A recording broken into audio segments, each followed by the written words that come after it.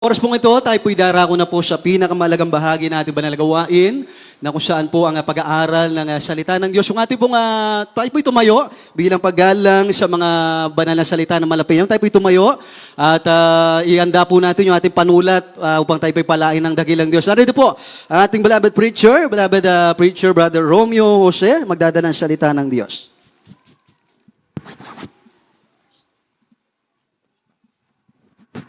Amen. Praise the Lord. God bless ating beloved coworker, ating beloved coworker Paulo Bundok. At tayo pong lahat ay manalangin upang tayo samahan gabayin po tayo ng ating dakilang Diyos sa pag-aaral ng kanyang banal na salita sa oras na ito. Opo, dakilang Ama, Diyos na makapangyarihan sa lahat, sa pangalan ng po aming pinakamahal na Panginoon Hesus, kami ito sa puso nagpupuri, nagpapasalamat sa naunang bahagi na ipong banal mong gawain, lalubos yung pinagpalat nilingisan, nag-isala sa pagkilos sa aming kaligitnaan, patunay lamang nakasama ka namin sa pagsamba po namin sa gabing ito. At narito po kami lahat sa pag-aaral pong banal mong salita. Bago pong lahat, humingi po kami ng kapatawaran sa lahat pa nagawang pagkukulan, pagkakasala. Patawarin mo kami, kahabagan mo kami kawan sa mga oras na ito. Buksan ang pangunawa ng bawat isa naririto na manawaan po namin ipong balang mga kalooban at ikaw pong magbigay sa akin ng karunong kaalaman patungkol sa ipong balang mo salita sa pagasagana ang iyong sarili. Wala akong magagawa, ikaw po inaasahan ko, Diyos, na gagawin sa akin papatubay para ihayagin pong mabuting balita, ayong pong balang mo salita na may lakip na pag-ibig at kapangyarihan sa unang dalangin ng ay po minamahal at iginagala na ay po malapastor. Amin pong sinasaway magawa ng kaaway pag-alinlangan ay kumanyo ka out in the name of Jesus. Hallelujah. Praise the Lord. Praise the Lord. Amen. Purihin po ang ating pinakamahal na Panginoon Hesus at mga minamahal, kayo na po ay makaupo na sa inyong kinauupuan. Ngunit bago po ang lahat, aking pong ipinapaabot ang pinakamataas na pagpupuri, pagsamba, pagluluwalhati ay bukod tangi lamang sa ating pinakamahal na Panginoong Hesus. Sa dubling paggalang at pag-alaala sa mabuting turo at aral niniwan sa atin ng ating beloved Evangelist Pastor Willie Estrada Almeida at beloved Honorable Assistant Pastor Lina Comal Almeida and the beloved Almeida Children and Family, sa lahat ng ating mga beloved co-workers, sa lahat ng ating mga beloved co-preachers na ating kasama at kapiling sa umagang ito, maging sa lahat ng ginagamit sa banal na bansa ng Diyos, sa ating puminamahal na mga kapatiran, baguhan, madudatihan, maging sa lahat ng ating mga webcast viewers na umaantabay sa gawain ito ng Jesus Miracle Crusade International Ministry. Magandang umaga na po sa atin lahat. Palakpakan muna natin ang ating pinakamahal na Panginoon Hesus. At tayo po ay mag-aral ng kanyang banal na salita. Sa umagang ito, bigyan po natin ng tema, ang ating tatalakayin sa umagang ito. Amen. The Abraham Alliance, Peace of Man, or Plan of God. Ang Abraham Alliance, kapayapaan ng tao o plano ng Diyos. 1 Thessalonians chapter 5, verse 3. Basahin po natin. God bless you po, beloved preacher.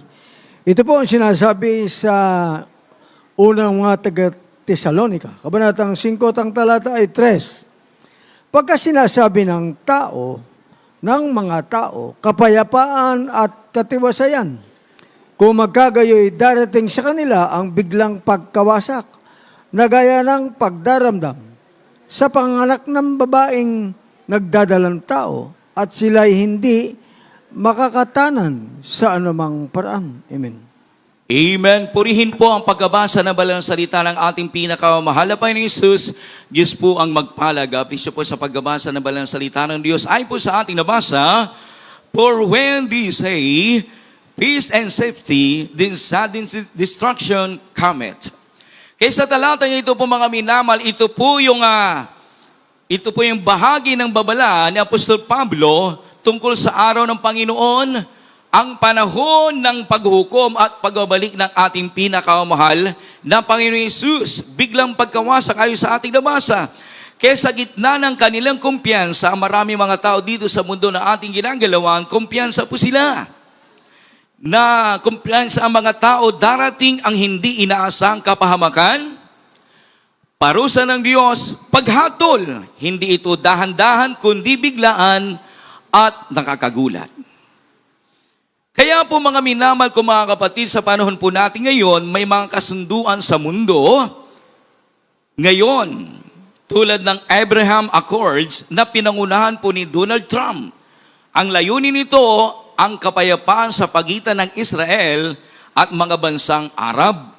Ang tinatawag ng Abraham Accords ay nagsimula noong taong 2020. Naganap noong August 13, taong 2020. Unang inanonsyo ang kasunduan sa pagitan ng Israel at United Arab Emirates.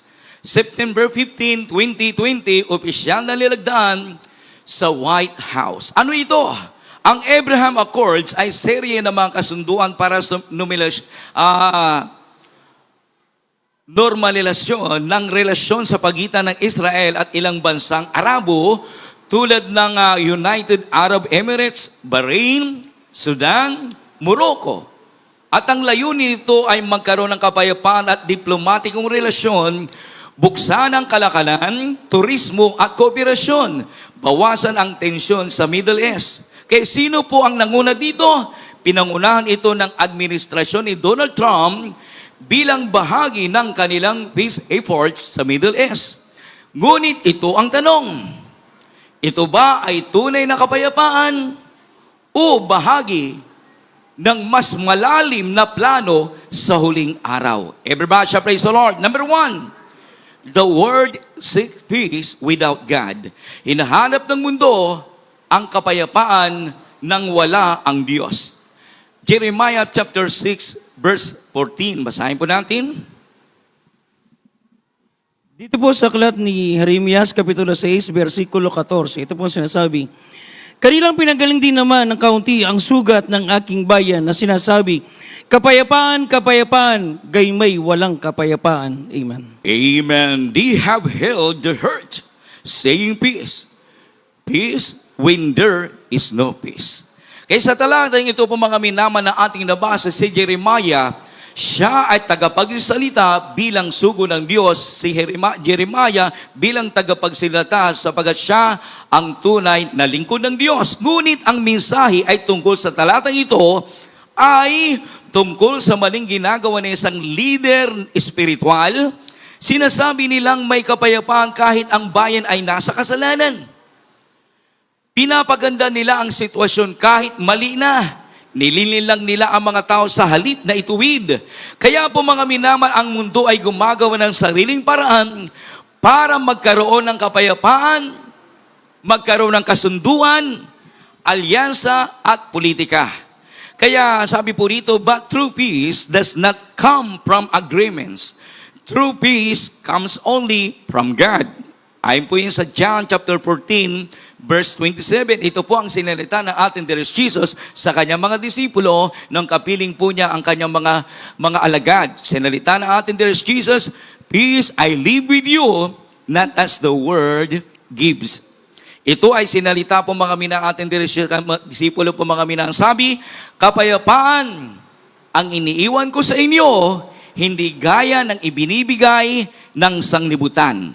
Kaya tayong lahat ng mga mananampalataya bilang tayo po ay tinawag hinirang ng ating pinakamamahal na Panginoon para maglingkod sa Kanya, huwag tayong umasa sa sistema ng mundo. Dahil ang tunay na kapayapaan ay nagmumula sa ating pinakamamahal na Panginoon Jesus lamang. Everybody shall praise the Lord. Amen. Ang sistema ng mundo ay pansamantala lamang dahil ang mundo ay umaasa sa pera. Kaya ang tao dito sa mundo, ang mga mayayamang tao, lalo pang nagpapakayaman. Amen. Kaya ang ginagawa ng mga tao po mga minamahal, lagi silang naghanap buhay, trabaho dito, trabaho doon. Ipon dito, ipon doon. Yun po ang ginagawa ng mga tao sa sanglibutan. Ano pa po mga minamahal? Ang sistema ng mundo ay pansamantala lamang. Kaya, huwag tayong umasa sa kapangyarihan. Kaya kapag ang tao nanunungkulan sa isang posisyon, hindi naman lahat ng tao nanunungkulan sa isang posisyon ay sinasamantala po nila, konti lamang ito. Amen. Kaya maraming mga tao po mga minamahal, habang sila po'y nakaluklok, sinasamantala po nila yung mga bagay para sila po mga minamahal ay magkaroon ng payapa sa kanilang buhay. Ano pa po mga minamahal? Ang mga tao sa mundo umaasa sa kasikatan. Kaya ngayon, marami po ang nagbablog, mga vlogger. Para sa kanila, kapag sila po ay nagbablogger, makikilala po sila ng tao sa mundo. Magiging sikat sila. Pero, lahat ng mga ito na ating nabanggit, ito po mga minamahal, ay madaling mabigo at mawalan ng kapayapaan. Everybody shall praise the Lord. 1 John chapter 2 verse 17, the word passeth away, and the last thereof. Walang permanente ng kapayapaan sa bagay na pansamantala. Kaya tayong lahat ng mga mananampalataya, huwag tayong umasa sa sistema ng mundo dahil ito ay lilipas. Kaya ang ating gagawin, bilang tayo po ay pinili ng Diyos sa maglingkod sa Kanya, magtiwalang lubos. Everybody shall praise the Lord. Magtiwalang lubos sa ating pinakamahal na Panginoon sapagkat ang kanyang kapayapaan ay walang hanggan.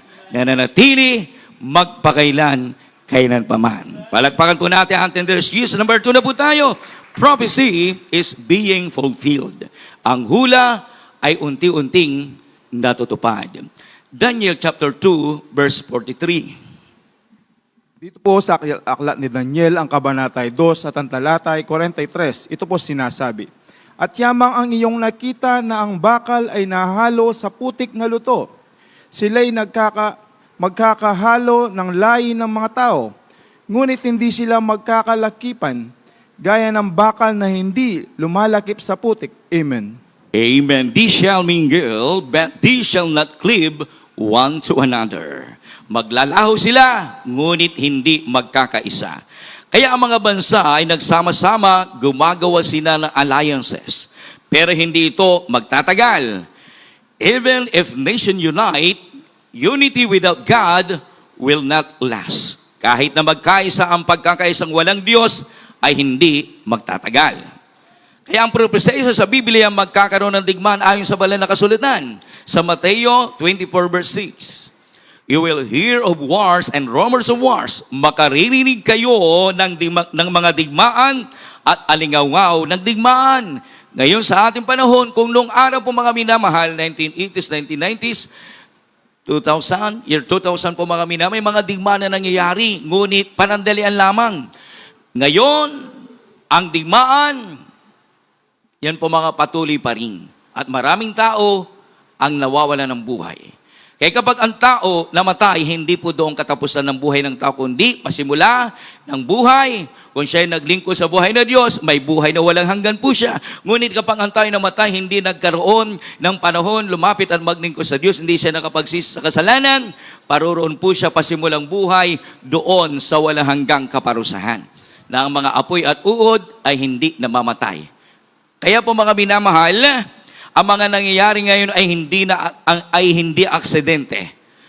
Kapag sinabi aksidente, nagkataon lang na pangyayari. Ngunit ang mga nagaganap ngayon, hindi lamang po yung mga digmaan, mga kalamidad, mga bagyo, kundi mga minamahal, ito po ay nakasulat sa banal na kasulatan. Nangyayari ang mga bagay nito, ito po ay pasimula pa lamang. Everybody shall praise the Lord.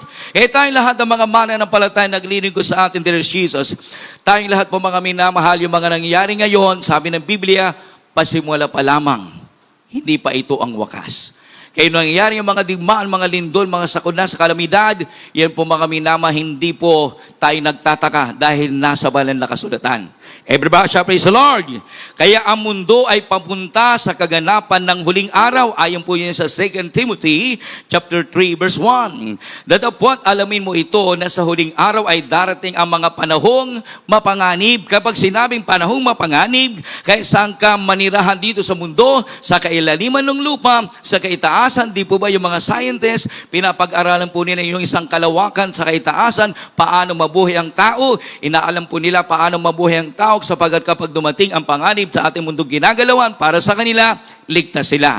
Ngunit tandaan po natin, saan man pumaroon ang mga tao dito sa mundo, saan man sila manirahan, kahit sa lugar, wala pong tiyak na ligtas na lugar dito sa mundo. Maliban lamang kapag ang tao lumapit at naglingkod sa buhay ng Diyos, mayroon po siyang protection sa mga panganib na mangyayari at mangyayari pa sa ating mundong ginagalawan. Everybody shall praise the Lord. Kaya po mga minamahal, Kaya tayo po ba na mga mananampalataya naglilingkod sa Diyos? Handa na po ba tayo? Lahat po magsabing amen. Kapag sinabing handa na po tayo, hindi po natin pinababayaan ang ating paglilingkod sa ating Diyos Jesus.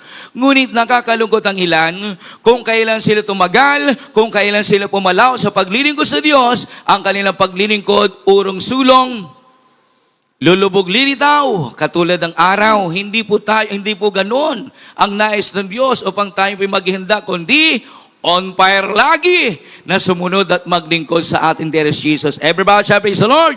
Hindi mo na kailangan pukpukin para ikaw ay manambahan. Hindi mo na kailangan utusan para ikaw ay sumunod sa katwiran at kalooban ng Diyos. Kundi may kusa ka na gawin ang kalooban ng Diyos upang ikaw ay maging handa sa muling pagparito ng ating pinakamahal na Panginoon Jesus. Everybody shall praise the Lord. Kaya ko tayong mga mananampalataya, nasa tamang relasyon ba tayo sa ating Diyos Jesus? At magsabing amen. Amen. Kapag sinabing nasa tamang relasyon, hindi mo pinababayaan ang pakikipagtipan mo sa Diyos. Hindi mo pinababayaan ang pananalangin mo sa Diyos. Amen. Kapag nasa tamang relasyon ka. Ano pa po mga minamahal, hindi ka lumalayo sa ating pinakamahal na Panginoon. Kayong ilang mga Kristiyano, kung kailan sila tumagal, imbis na lalong mapalapit, sila po'y lumalayo. Kaya tandaan po natin, bago po natin isipin na tayo po'y lalayo sa presensya ng Diyos, bago natin isipin na tayo po ay lilihis sa kalooban ng Diyos, tandaan po natin, ang impyerno hindi po lumalamig, bagkus lalo pang umiinit ito. Dito lang sa ating mundong ginagalawan, sa paano po natin ngayon. Alas 10 pa lamang ng umaga hanggang alas 5, terrible ang init, lalo sa impyerno. Amen? Kaya po mga minamahal, kapag sinabing nasa tamang relasyon po tayo, hindi po natin pinababayaan ang ating pakikipag-ugnayan, pakikipagtipan sa ating pinakamahal na Panginoon Jesus. Amen? Kaya tayong lahat ng mga mananampalataya, ginagamit po ba natin ang panahon para sa Kanya?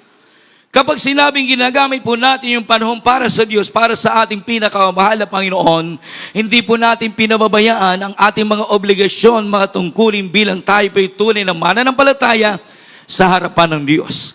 Kung tayo ginagamit sa paghayo, humayo po tayo, magdala po tayo ng kaluluwa sa balanapanan ng Diyos. Sapagkat kaliwan kanan sa aman tayo tumingin dito sa mundo, napakaraming tao ang nangangailangan ng kaligtasan.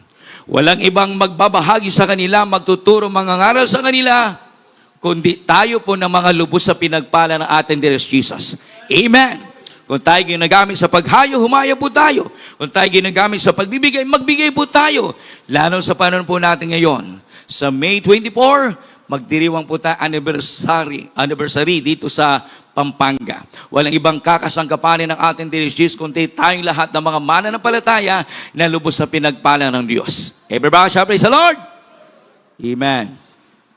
Kung tayo ginagamit saan anuman po mga ating obligasyon, mga Kristiyano na tunay na pinagpala ating Diyos Jesus, gamitin po natin yan para sa kalawalatian ng Diyos. Gamitin po natin yan para sa ating pinakamahal na Panginoon. Palakpakan po natin ang ating Diyos Jesus. Amen! Tayo ginagamit na bilang isang mga ngaral, gamitin po natin yan. Hindi lamang po kami po mga tumatayo rito ng mga aral sa mga tao, kundi lahat po tayo. Anong po magagawa po natin sa panahon po natin ngayon, sapagkat ang mga propesya sa Biblia ay natutupad na, tayo ay kumilos. Huwag po tayong manatili lamang sa isang lugar. Huwag po tayong manatili po mga minama sa ating tahanan, kundi habang mayroong pagkakataon, habang tayo po ay malayang maglingkod, gumawa ayon sa kalooban ng Diyos, gawin po natin para sa ating pinakamahal na Panginoon, sapagkat lahat ng mga propesya na isinulat sa banal na kasulatan ay unti-unting natutupad. Palakpakan po natin ang ating Diyos Jesus. Number 3 na po tayo. Preparation for the end times. Paghanda sa huling araw. Ay po sa ating naman sa kanina sa 1 Thessalonians chapter 5 verse 3, peace and safety, sudden destruction. Kaya kapag ang mundo ay nagsasabing okay na, may peace na, doon biglang darating ang paghukom. This is a warning. not all peace is from God. Revelation chapter 6 verse 2, He went forth conquering. Siya ay lumalabas na nagtatagumpay. May darating na leader, Antichrist, na magdadala ng false peace. But ayan sa Biblia, ayon sa mga sumusunod na talata, Daniel chapter 9 verse 27, Revelation chapter 13 verse 1 up to 8, at basahin po natin yung Daniel muna, Daniel chapter 9 verse 27. Basahin po natin. Ito po ang sinasabi sa aklat ng Daniel, Kabanatang 9, at ang talata ay 27. At pagtitibay ang tipan sa marami sa isang sanglinggo, at sa kalahati ng sanglinggo ay kaniyang ipatitigil ang hain at ang alay. At sa pakpak ng mga kasuklam-suklam ay paroroon ng isang maninira. At hanggang sa wakas, at pagkapasya ay mabubuhos ang puot sa maninira. Amen. Amen. Siya ay hindi makikilala bilang masama sa simula. Siya ay magmumukhang mabuti, matalino, at may solusyon sa problema ng mundo. Kaya ang sabi ng banal na kasulatan, ayon po sa ating nabasa, He shall confirm a covenant with many. Ibig sabihin, mag-aalok siya ng kasunduan, peace agreement. Lalo na sa gitna ng kaguluhan. Ano po ba yung mga nangyari sa panahon po natin ngayon? Kaguluhan sa iba't ibang panig ng mundo. Magkakaroon ng tila kapayapaan ng mundo, pero ito ay panandalian lamang at ang panglilinglang lamang. Ito ay tunay ng kapayapaan, kundi isang patibong, gaya po ng bagyo. Ang bagyo, bago dumating ang malakas na unos, may katahimikan muna, ngunit ang katahimikan na iyon ay babala na may paparating na sakuna. Everybody shout, praise the Lord. Siya ay maghahari at maglilinlang ng marami. He will rule and deceive many people. Kaya po mga minamahal, hindi lang yung mga mananampalataya, kundi napakarami mga mananampalataya sa ibang kongregasyon na sila po mga nalilihis, nalilinlang po sila. Ngunit yan po mga minamahal, ang sabi ng banal na kasulatan, yan po ay paghahanda na nalalapit na ang panahon. Everybody shout, praise the Lord. Kaya magiging global leader siya. Magkakaroon ng kapangyarihan sa maraming bansa. Kaya pinapakita rito, ayon po sa Daniel 7:23, ipinapakita ang isang kaharian na kakaiba at sasakop sa buong lupa. Tatanggapin ng maraming mga tao. Revelation chapter 13 verse 3, na mangha ang buong sanglibutan at ang sumunod sa kanya. Susundin siya ng maraming tao, gagamit siya ng kapangyarihan at panlilinlang. Ngunit tandaan po natin, tayo lahat ng mga mananampalataya na kilala sa buong katotohanan, na kilala sa ating mabait na Diyos, ang tunay na Diyos sa pamagitan ng gawain ito ay ang ating There is Jesus. Kaya ang ating gagawin, kilalanin ang katotohanan. Lahat po magsabing amen. Tandaan po natin, tayong lahat ng mga mananampalataya na pabilang sa gawain ito ng Jesus Miracle Crusade International Ministry, pinagpala po tayo sapagat nasampungan po natin ang katotohanan at walang ibang katotohanan kundi ang ating There is Jesus, at ang ating There is Jesus sa ating sinasambat pinaglilingkuran sa gawain ito, siya lamang po ang katotohanan. Everybody shout, praise the Lord. Manatili sa salita ng Diyos. Kaya ang salita ng Diyos sa ating mo naririnig at napapakinggan, sapat na ito. Sa ating narinig sa ating mga magulang sa Panginoon, hindi mo na kailangang hanapin pa, kundi natagpuan mo na. Manatili ka sa pangaral ng salita ng Diyos na itinuro ng ating mga magulang sa Panginoon upang hindi ka malihis, upang hindi ka malayo, upang hindi ka mawalay sa paglilingkod sa ating There is Jesus. Everybody shout, praise the Lord. Amen. Ano pa po mga minamahal, huwag padala sa panlabas na anyo ng kapayapaan. Ang kapayapaan na ipinatupad ng tao sa mundo, ito ay panandalian lamang. Ngunit ang kapayapaan mula sa Diyos, ito po ay pangmatagalan, pangwalang hanggan. Everybody shout, praise the Lord. Number 4 na po tayo. Jesus is the only true peace. Si Jesus ang tunay na kapayapaan. Ayon po sa banal na kasulatan, Ephesians chapter 2 verse 14. Dito po sa aklat ng Efeso Kapitulo 2, versikulo 14, ito po sinasabi, sapagkat siya ang ating kapayapaan na kanyang ipinag-isa ang dalawa at iginiba ang pader na nasa gitna na nagpapahiwalay. Amen. Amen. For He Himself, He is our peace. Sapagat siyang ating kapayapaan. Kaya hindi alliance, hindi politika, si Jesus lang ang tunay na kapayapaan. Palakpakan po natin ang ating dear Jesus. Without Christ, temporary peace. With Christ, eternal peace.